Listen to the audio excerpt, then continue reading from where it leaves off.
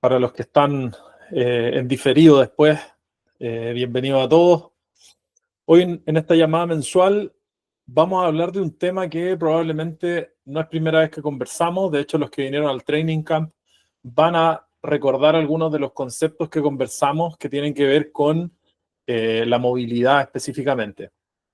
Es un concepto que venimos hablando desde hace mucho tiempo y probablemente, no me acuerdo a quién le decía el otro día, gran parte de lo que yo les hablo a las personas es de movilidad. Eh, Porque movilidad tiene que ver con algo más profundo que la flexibilidad. Y creo que esa es una de las cosas que más hemos ido compartiendo, quizás el aporte más grande, Mike, que hacemos a la comunidad de CrossFit, que es justamente que la gimnasia se trata de movilidad, el levantamiento se trata de movilidad y también incluso la endurance se trata de movilidad porque tiene que ver con rangos de movimiento en los cuales yo logro generar fuerza, que también esa fuerza se le llama torque, es un término más técnico, pero básicamente el torque activo es un sinónimo de fuerza. Entonces cada vez que se me escape ahí la palabra torque es porque estamos hablando de fuerza en un rango. Ese concepto general también me parece que ya lo están manejando. Sin embargo, quiero ponerlo en un contexto más grande y justamente me voy a referir a tres cosas que son fundamentales en entrenar sin dolor. El dolor de partida no es algo que nosotros veamos como algo malo, ¿ya? El dolor, incluso desde el punto de vista más filosófico, se le llama un maestro, porque el dolor te está mostrando algo ahí que no anda bien. Eso puede ser incluso en las relaciones interpersonales. Estoy experimentando un dolor constante en una relación asociado a algo que no funciona. Justamente si yo no sintiera ese dolor, no me enteraría que no está funcionando tal o cual cosa. En el caso de nuestro cuerpo es muy parecido. El ejemplo de la lucecita del auto es bien conocido. Se prende esa luz y es porque algo está fallando en el auto. No me puedo enojar con esa luz. Oye, me estás molestando. ¿Por qué me avisas a cada rato? También en algunos casos hay algunos sensores que te avisan no con una luz, sino que con un sonido. Y el sonido a veces es súper molesto.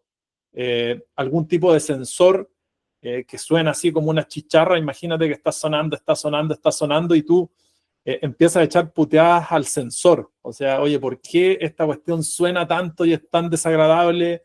Eh, Creo que ahí el que tiene un malentendido somos nosotros mismos, porque en realidad, más que enojarme con el sensor, tendría que ver o llamar a un servicio técnico o yo mismo, si tengo el conocimiento, revisar qué es lo que está pasando y por qué está sonando el sensor.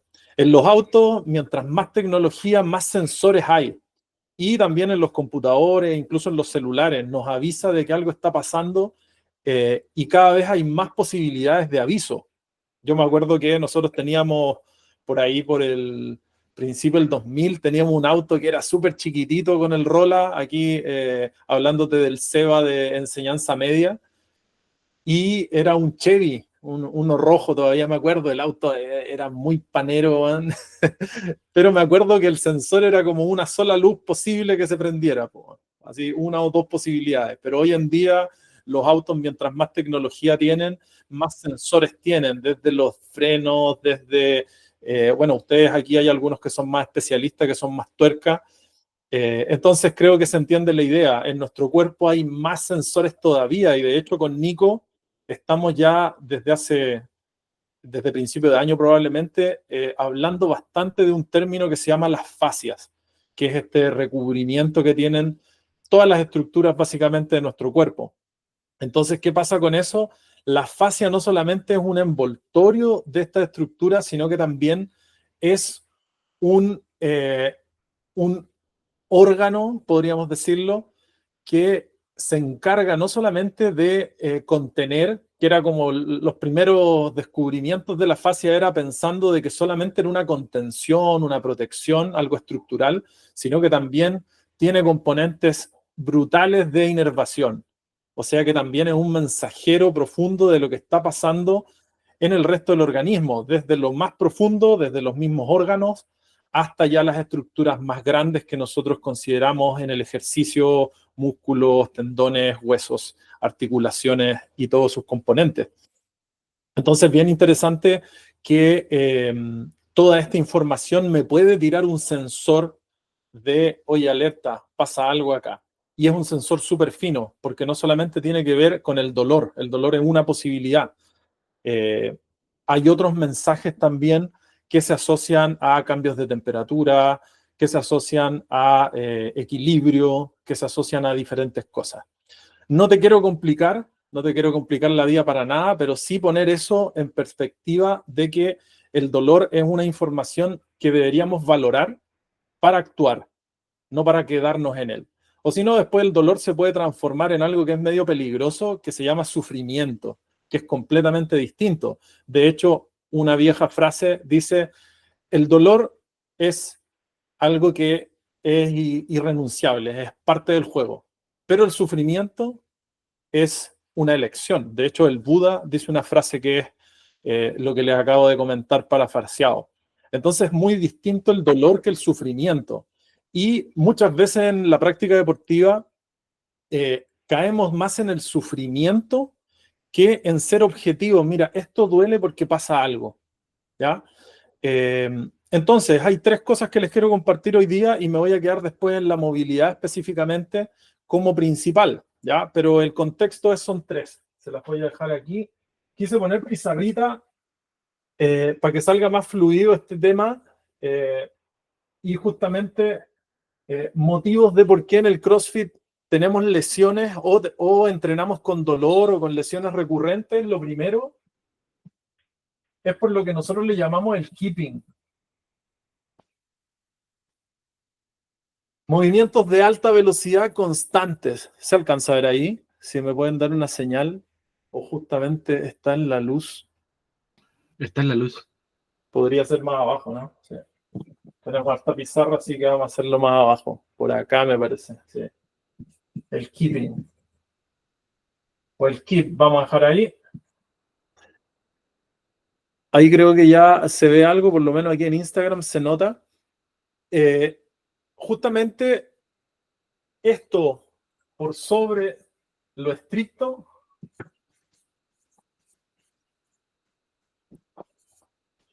es uno de los principales motivos que tenemos de lesión o de dolor frecuente. Dolor crónico vendría a ser un dolor que no es agudo, que no es excepcional. Es diferente que tú te pegues en el codo y te quede doliendo a que tú constantemente te siga doliendo una misma zona. ¿Sí? Eso nosotros le llamamos dolor crónico porque es un dolor que se prolonga en el tiempo. No es algo esporádico ni algo que se resuelva como decirte en un corto tiempo y que después ya no lo veas más. De hecho, pasa mucho de que tú bajas quizás la frecuencia de tu entrenamiento, el volumen de tu entrenamiento por un dolor y después cuando ya te reintegras, haces la rehabilitación, todo lo que te dijo el médico lo hace al pie de la letra, medicamento, kine, y después cuando vas a empezar a entrenar de nuevo, es súper frecuente de que empieces a sentir molestias y un dolor igual o parecido al que sentías antes. Eso puede tener muchos motivos. A veces las rehabilitaciones que hacemos en la kinesiología más clásica es insuficiente al reintegro deportivo, o sea que tenemos una persona en una sala de ejercicios con una pesita de 5 kilos o menos y después esa persona espera poderse esos 80 kilos sobre la cabeza. ¿Me explico? Entonces no hice un reintegro adecuado. Ese es uno de los motivos también de por qué pasa eso. Pero pongamos de que hiciste una rehabilitación súper adecuada, un reintegro con un contexto óptimo, y después vuelves y empiezas a sentir dolor. Justamente el priorizar los movimientos en keeping, que aquí vamos a incluir también el cycling de la barra, el cycling en barbell, en la gimnasia, el keep nosotros lo asociamos mucho a los colgados, pero también estamos hablando del keep en un handstand, por ejemplo. Es todo lo que nosotros le agregamos un envión y estamos utilizando otra estructura para lograr finalmente la tarea final, ¿sí? Por ejemplo, llegar desde parado de mano a hacer una flexión y volver a pararme de mano. Yo estoy buscando agregarle el mayor momentum posible. Momentum. Que en palabras sencillas es aprovechar un envión, en este caso, o por lo general desde la cadera, que se transmita a la zona que estoy trabajando con mayor hincapié. Por ejemplo, un colgado uno diría, ah, claro, es un ejercicio mayormente de brazos.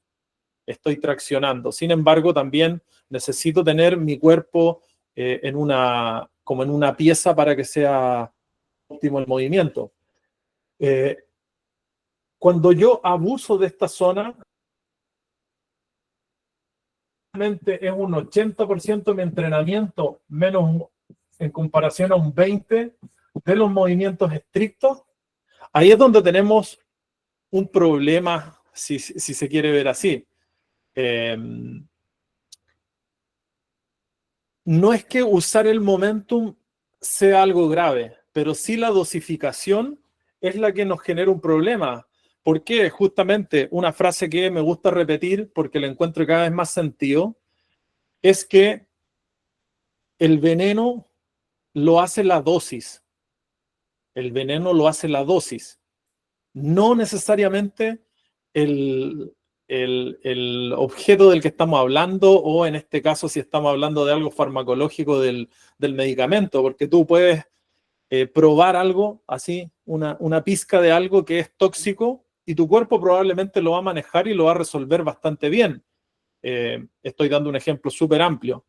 Pero si de esa misma pizca que probaste consumes una taza, obviamente esa dosis más el compuesto te genera un problema. En este caso, el keeping no es un problema. Yo no soy de los que critica que en una competencia alguien haga butterfly pull-ups o que haga muscle up con keeping, porque justamente la finalidad es obtener un resultado óptimo para esa competencia que te miden de una manera y tú estás cumpliendo con un parámetro y no necesariamente con una técnica óptima para tu cuerpo. ¿Cuál vendría a ser el problema? O el desafío en realidad, que yo entrene y practique todo el tiempo de esta misma forma.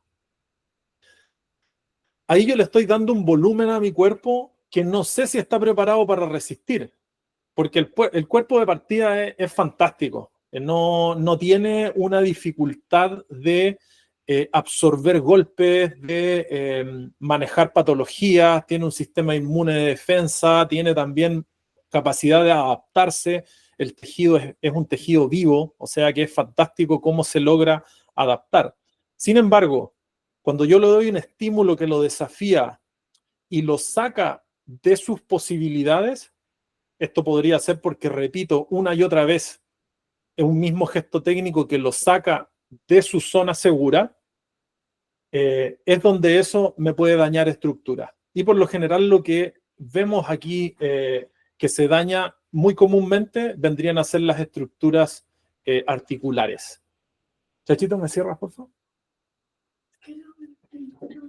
Ahora no se puede, más ratito. Ok, entonces, las estructuras articulares, venimos a hablar de tendones, ligamentos, los músculos en general también van a ser parte de estas articulaciones, y voy a tener diferentes tipos de itis. Casi siempre el diagnóstico va a ser tendinitis, miositis, bursitis, porque justamente la zona que se demandó y que se desafió una y otra vez fue y se inflamó o se rompió, se desgarró en diferentes grados. ¿Cómo podría yo abordar esto? Creo que la problemática ya la sobreanalicé. Si les queda alguna duda, pueden anotar ahí en el chat. De todas maneras, si quieren que me refiera a algo de lo que les dije rápidamente, lo pueden ir anotando en el chat y vamos a estar ahí pendientes para responderlo antes que se termine la llamada. ¿Cómo trabajo esto? Justamente balanceando el porcentaje de cada cosa. Creo que en la gimnasia se entiende un poco más fácil, porque si yo estoy haciendo solamente keeping en mis watts, probablemente no estoy mejorando mi fuerza de base y mi estructura. Hay algo que yo aprendí cuando hice el CrossFit Gymnastics, que fue por allá por el 2012, si no me equivoco, hice CrossFit Gymnastics. De hecho, y ahora ya cambió todo el staff, la malla, cambiaron muchas cosas. Y bueno, tengo la suerte de que en mi equipo está el Mike, que lo tiene actualizado y hemos podido ir viendo nuevas cosas que se han agregado al contenido. Y una de las cosas que me quedó así grabadísima era, si tú trabajas tus pull-ups con keeping, no estás mejorando tus pull-ups estrictos. Pero si trabajas tus pull-ups estrictos, sí estás mejorando también tus pull-ups con keeping. ¿Por qué? Porque en lo estricto yo me hago más fuerte, pero no solamente por mi capacidad de meter más repeticiones, sino que porque muscularmente me estoy haciendo más capaz, más resistente. Mejora mi fuerza muscular, mi resistencia muscular. También mejoro mentalmente porque la sensación de estar haciendo un movimiento lento, mantenido, respirado, es otro estímulo también para mi cabeza. Entonces, si estamos practicando CrossFit, que es justamente a los que va dirigida esta charla, no sacamos el keeping del juego. Lo vamos a optimizar, vamos a buscar que sea lo más cercano a las biomecánicas de mi cuerpo, que eso es para otra conversación, pero sí vamos a buscar bajarle la velocidad, bajarle las marchas a nuestra práctica y movernos desde la primera a la sexta y no solamente movernos en quinta y sexta todo el tiempo.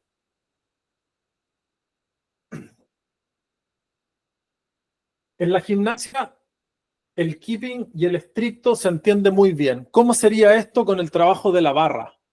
¿Cómo sería esto en el trabajo de la barra? Bueno, es muy similar, solo que aquí en la barra no usamos el término keeping, sino que usamos el cycling.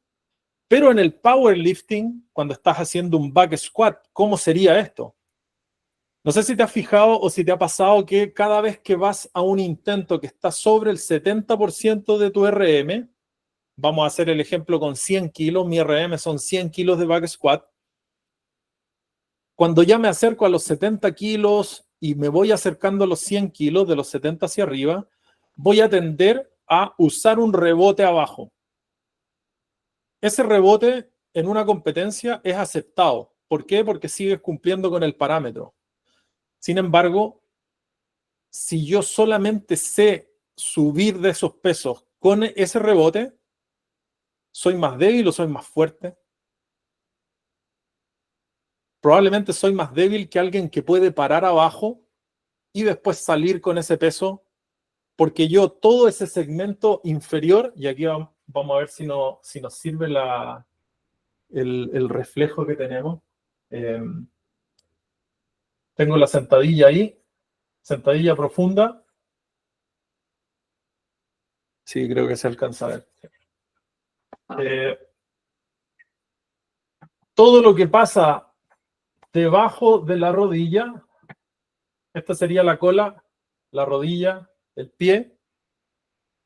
Todo lo que pasa acá abajo, si yo estoy haciendo un rebote, estoy en una zona, mi cuerpo no tiene completamente identificada. Quizás es una zona que le parece poco segura, pero yo no me entero de eso, porque yo en esa zona estoy una milésima de segundo, estoy menos de un segundo abajo. Entonces eso genera de que los músculos en esta zona no sepan trabajar. En palabras simples, estoy siendo súper coloquial, pero en realidad mi cuádriceps no sabe cómo hacer fuerza en un rango tan bajo. Y después en el WOD, que aquí vendría justamente el cierre de este círculo, en el WOD yo le estoy pidiendo que llegue a esa zona 300 veces para los que hicieron Murph. Pero yo no sé todavía si está preparado, no me he enterado porque cada vez que me toca hacer sentadilla, incluso en la letra A, que en nuestro caso es la estructura, lo hago constantemente con ese rebote. Entonces no sé cómo funciona mi columna en ese lado, no sé si se está encorvando, por ejemplo, no sé cómo están mis rodillas en ese rango máximo, y tampoco sé qué pasa con mi pelvis, este triangulito acá, no sé qué pasa ahí. Y todos los componentes musculares que están relacionados con eso, incluso el tobillo. Entonces tenemos articulaciones, músculos que van a ser el componente activo y componentes pasivos también eh, que están participando de esta jugada. Entonces, todo esto que está pasando acá en rojo, no tengo idea si hay músculos activos, no tengo idea dónde están posicionadas mis articulaciones, no sé si mi cartílago se está llevando todo el peso porque los músculos están apagados, no sé cómo están los ligamentos, quizás los ligamentos son los que me están salvando, probablemente también es así, de que con unos músculos inactivos las articulaciones sigan en su lugar.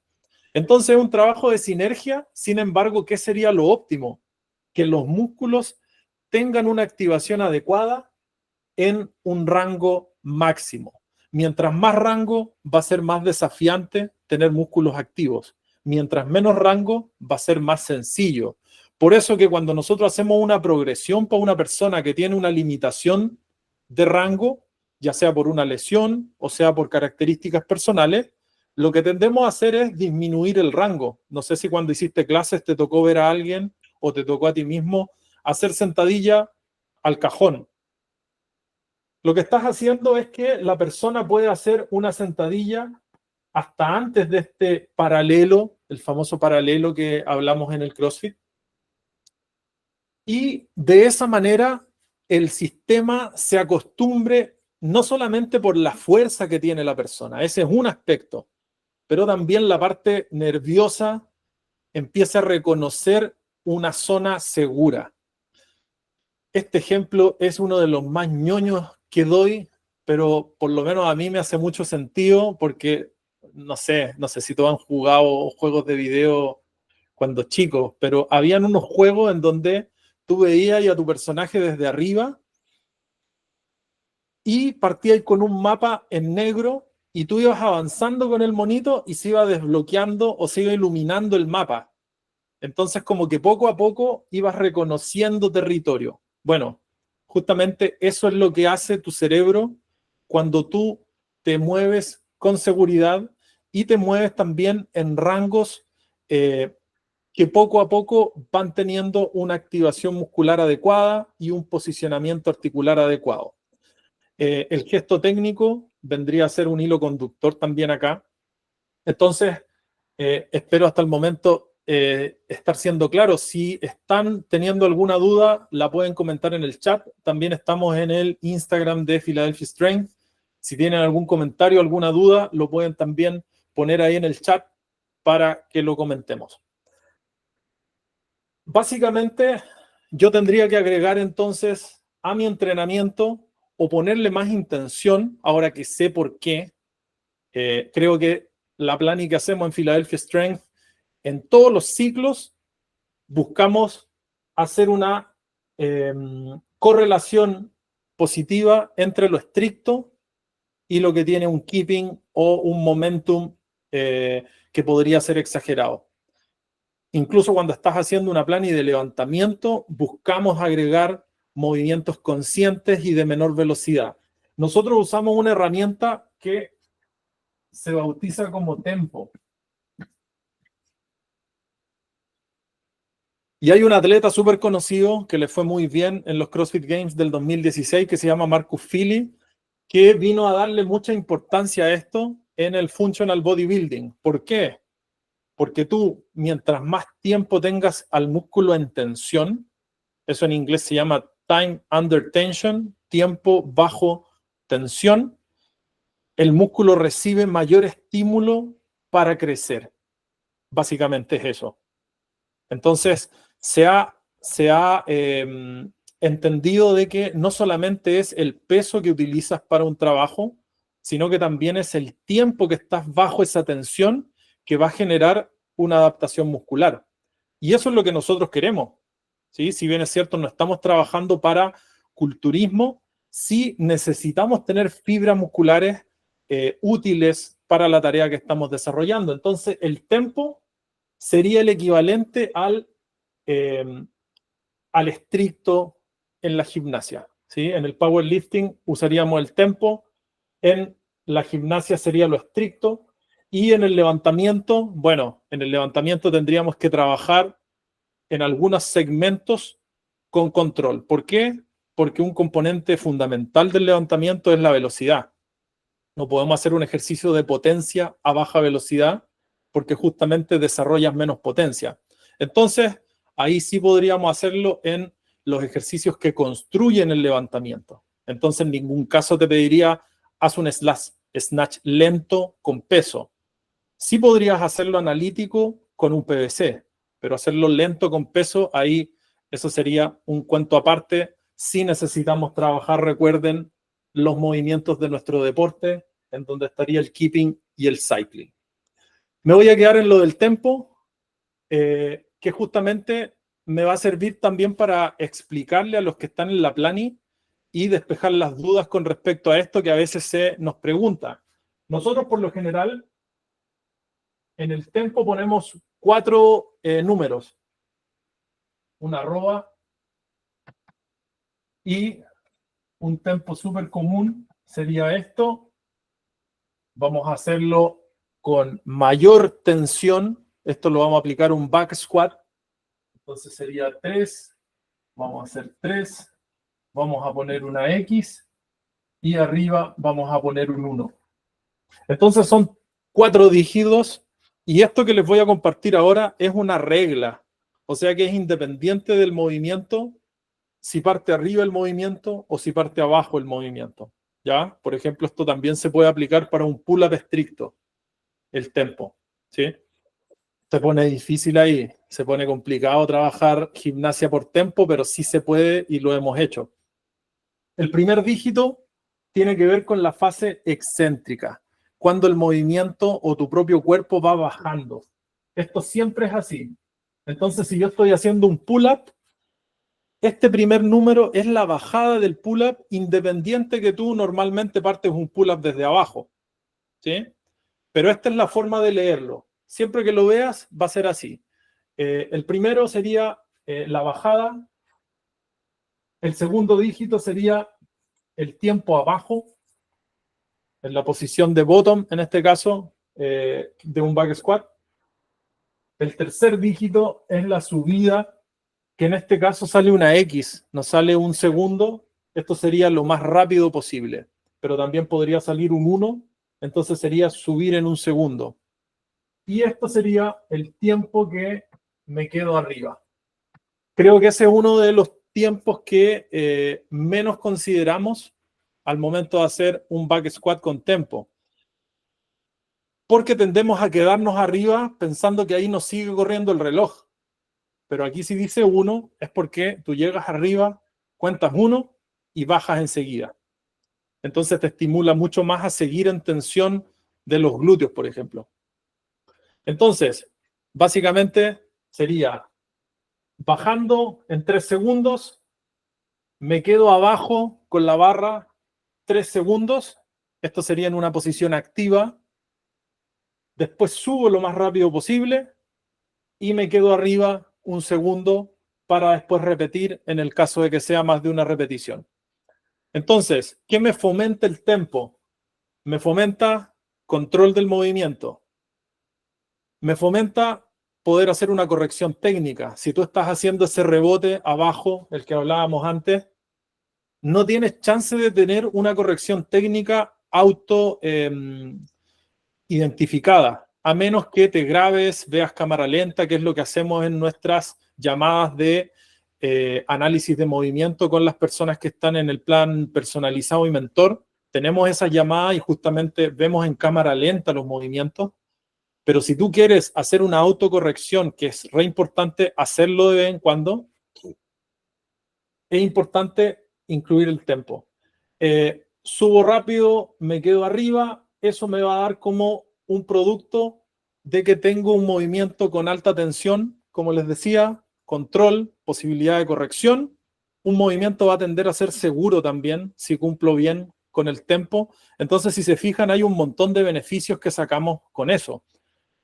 Finalizando, idealmente poder hacer algo más equitativo entre esto y esto, podría ser un 60-40 en una etapa en donde estoy fomentando mejorar mi rendimiento en la disciplina, pero también pasamos por etapas de trabajo estructural y de fuerza en donde quizás acá vamos a tener el 60 o más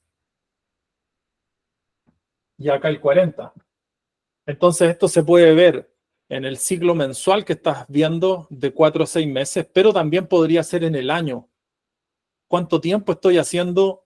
¿En qué porcentaje estoy haciendo movimientos de estructura, de fortalecimiento, con tempo, con estrictos?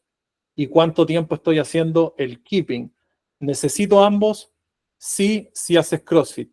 En otras disciplinas va a ir cambiando este porcentaje porque básicamente estamos hablando aquí como en este término que usamos con el Nico, en un portafolio que estamos armando para nuestro propio rendimiento.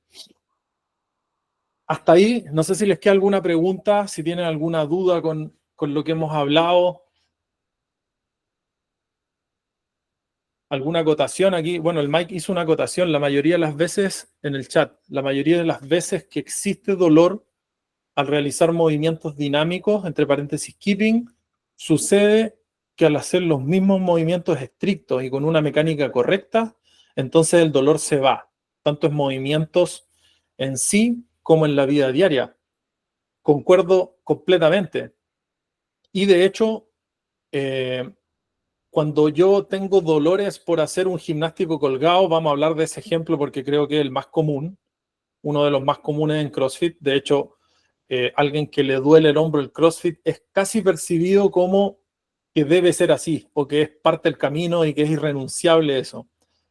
Sin embargo, nosotros ahora estamos viendo que una de las causales principales es porque hay un desbalance en esto. Entonces, si arreglo acá, también puede que se vaya ese dolor porque hay estructuras que estaban débiles y que yo no me enteraba porque usaba mi cadera para hacer el movimiento.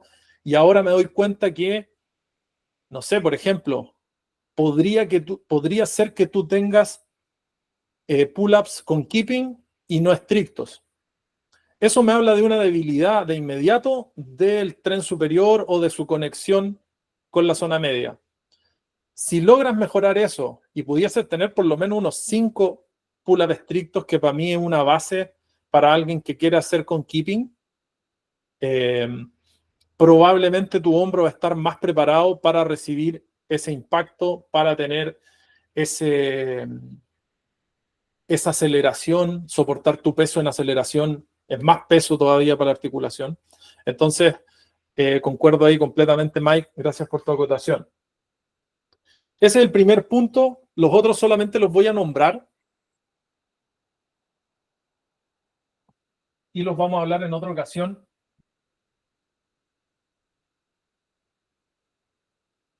Y como les decía, lo que estamos hablando acá es 3 motivos principales de por qué tenemos dolores recurrentes, dolores crónicos, lesiones recurrentes en CrossFit. El primero es este desbalance. Lo segundo es desbalance muscular.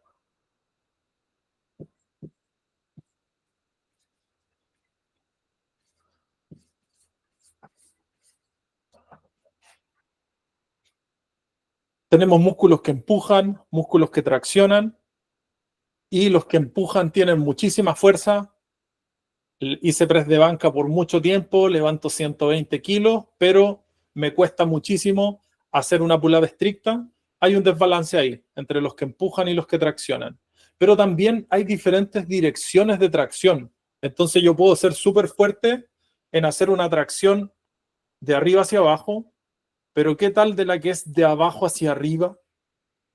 Yo debería poder mínimo levantar un tercio de mi peso corporal en este empuje, en esta tracción, perdón, en este high pull, que se puede hacer con mancuerna idealmente. Hay un ejercicio que es súper desafiante que se llama Cuban Press, que justamente nos ayuda a identificar esa fuerza segmentada de nuestro hombro, que es haciendo una tracción, después girando y después empujando. Entonces mides ahí ese balance entre esa tracción hacia arriba y ese empuje hacia arriba. Entonces, el balance muscular vendría a ser súper importante. Y cuando yo llego a un box o me meto una plani, por lo general es ver la partitura y ponerme a tocar con lo que tengo. Y justamente esta conversación es para eso, es para que puedas parar un poquito, bajarle la velocidad, no hay apuro, eso te lo aseguro, no hay apuro. No hay apuro, porque justamente el camino es la meta, no tienes un lugar a donde llegar. Eso es una conversación que hemos tenido antes probablemente, pero realmente esa sensación de que estoy atrasado, de que me están pasando, no es tal, porque el camino de la mejora es constante y tiene tantas variables que si nos sentáramos a pensar en cada una de ellas sería abrumador. Entonces yo te animo a que veas esto como un proceso continuo, que no tiene fin, pero que sí tiene hitos. Entonces puedo ponerme un hito y avanzo hasta ahí. Eso sería quizás más sano para cómo nos estamos tratando. Bien, entonces, desbalance muscular, súper importante, generar un balance en la musculatura con ejercicios de estructura, de estabilidad. Los openers, por ejemplo, son un gran ejemplo de ejercicios de balance muscular.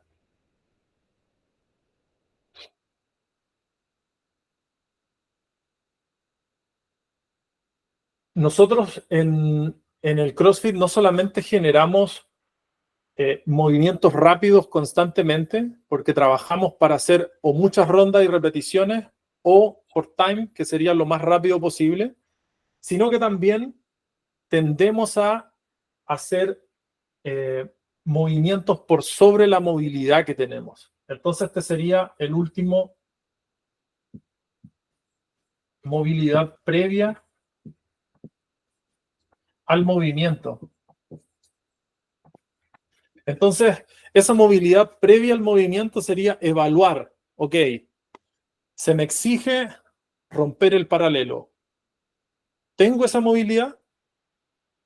Es parecido a lo que hablamos acá. De hecho, no voy a seguir dándole vuelta a la movilidad porque al final lo amarramos en el primer punto. Pero es un punto en sí mismo. Estoy exigiéndome empujar sobre la cabeza, pero ¿tengo esa movilidad? O sea, ¿tengo ese rango activo o es un rango pasivo? Es un rango que me lleva a la barra, pero yo si lo hiciera de manera estricta no llego. Justamente la movilidad me habla de cuál es el rango con fuerza que tengo.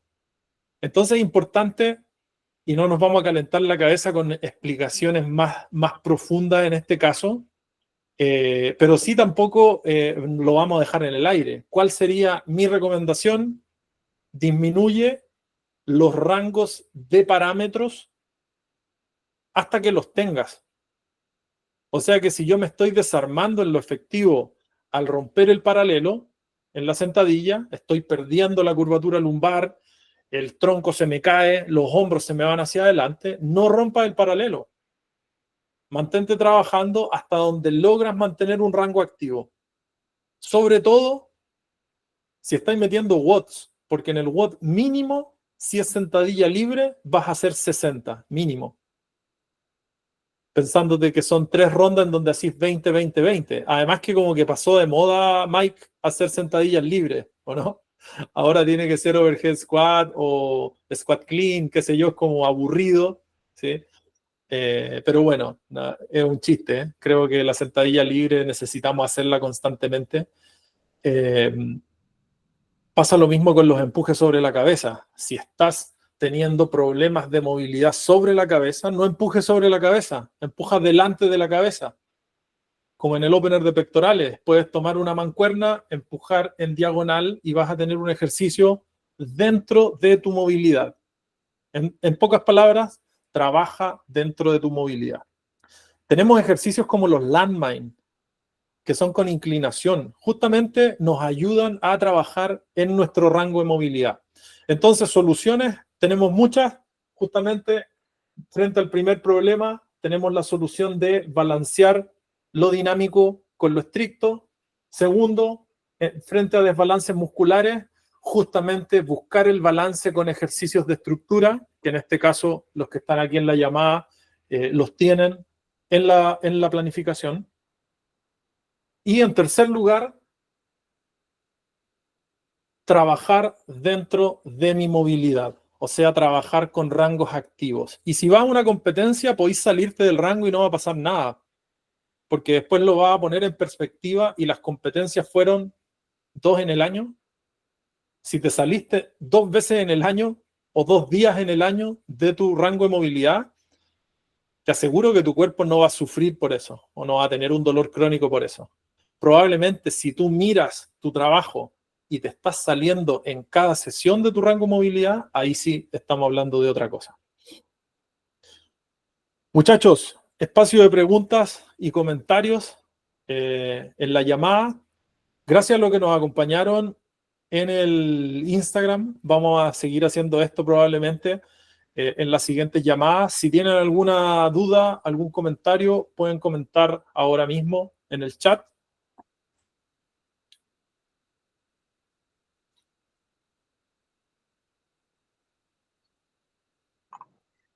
Sí, Seba, lo que está de moda es lo que dé más likes.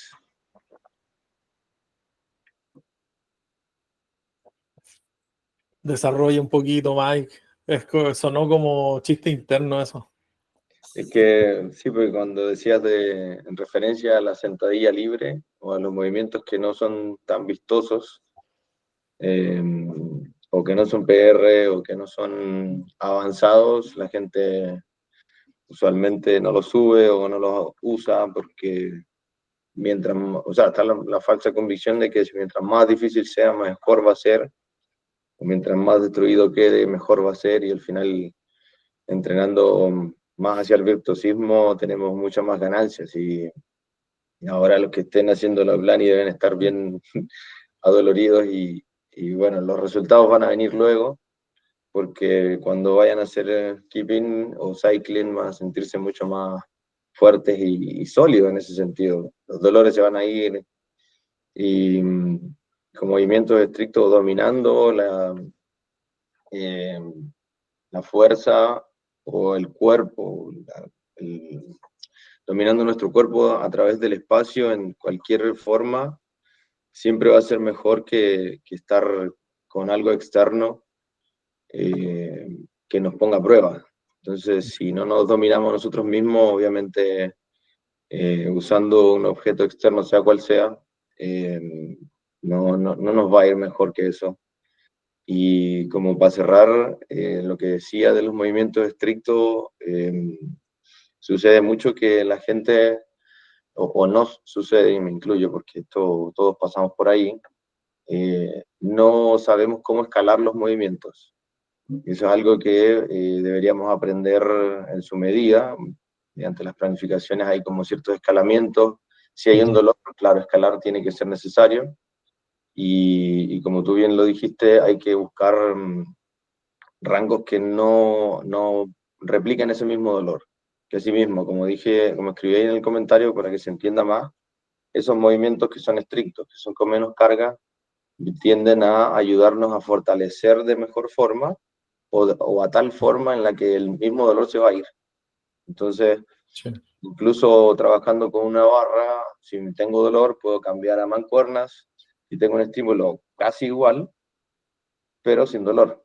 Entonces, es un escalamiento efectivo, y esto se nota, bueno, yo lo noto mucho en las clases, que siempre estamos con tanta gente, que funciona. Y no es lo mismo que hagan un press de hombro con los codos hacia afuera, que lo hagan ya con los codos más cerrados, pero derechos, y en la ejecución se mantenga esa línea, porque tengo una mayor tensión, sobre todo en pectorales, que versus teniendo los codos abiertos. Y lo mismo va en un push-up, que los codos se separan, si los juntamos más trabajamos de mejor forma, y si aplicamos tempo, pues, y la ganancia es exponencial, pues. Sí, aún mayor. Gracias, Mike. Yo voy a cortar aquí en Instagram. Un saludo a todos. Va a quedar colgadita ahí también en ese lado.